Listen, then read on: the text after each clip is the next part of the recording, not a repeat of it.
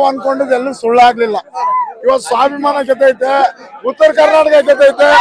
ಮೊದಲಾಗಿ ಉತ್ತರ ಕರ್ನಾಟಕ ಗೆದ್ದೈತೆ. ಖುಷಿ ಖುಷಿ ಖುಷಿ ಖುಷಿ ಎಲ್ಲ ಗೆದ್ದವ್ರೆ. ಅದಕ್ಕಿಂತ ಖುಷಿ ಬೇರೆ ಏನಿಲ್ಲ. ಕಿರ್ಚಿ ಧ್ವನಿ ಬಿದ್ದೈತೆ ತೋಳಿ. ಖುಷಿಯಾಗಿದೆ. ಹನುಮಂತನ ಗೆದ್ದದ್ದು ಬಹಳ ಖುಷಿಯಾಗಿದೆ. ನಮ್ದು ಯಾದಗಿರಿ ಜಿಲ್ಲೆ ನೋಡಕ್ ಬಂದೀವಿ. ಬಹಳ ಖುಷಿ ಆಯ್ತು. ವಿನ್ ಆಗಿರೋದು ಸಂತೋಷ.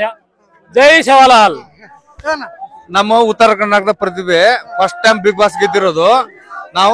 ನಾವು ಬಂಜಾರ ಸಮಾಜದವರು, ಹಿಂದುಳಿದ ಸಮಾಜದ ನಮ್ದು ಅಷ್ಟೇ. ಏನ ಉತ್ತರ ಕರ್ನಾಟಕದವ್ರು ನಮ್ ಗೆದ್ದಿದ್ದಕ್ಕೆ ಒಳ್ಳೆ ಖುಷಿ ಆಯ್ತು.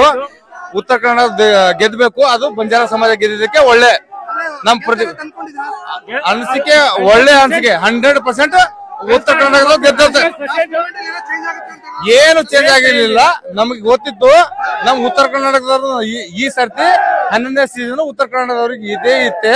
ನಮ್ಗೆ ಗೊತ್ತಿತ್ತು. ನಮ್ ಬಂಜಾರ ಸಮುದಾಯ ನಮ್ ಗೆದ್ದಿಗೆ ಒಳ್ಳೆ ಖುಷಿ. ಜೈ ಶಿವಲಾಲ್, ಜೈ ಶಿವಲಾಲ್. ನಮ್ಮ ಹನುಮಂತಣ್ಣ ಸೂಪರ್ ಆಗಿ ಗೆದ್ದಿದ್ದೇನೆ. ಜೈ ಶಿವಲಾಲ್.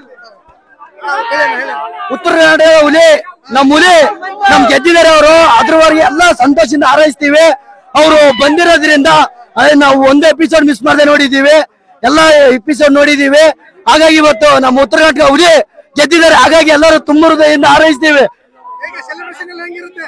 ತುಂಬಾ ಜೋರಾಗಿರುತ್ತೆ.